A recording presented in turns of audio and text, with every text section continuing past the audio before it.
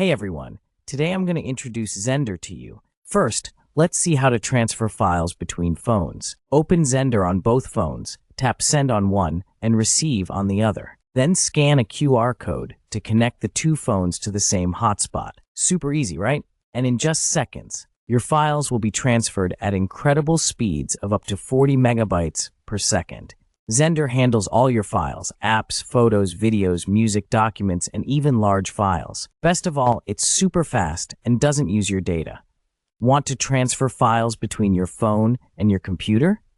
Choose Connect to PC on your phone, and then scan the QR code on your computer. It's just as simple. Want to move your songs from your computer to phone? Done. Now you can transfer pictures, music, videos, and documents between your phone and computer. Want to transfer your photo album from your phone to your computer? Easy. And you can even manage your files on your computer with big screen through Xender.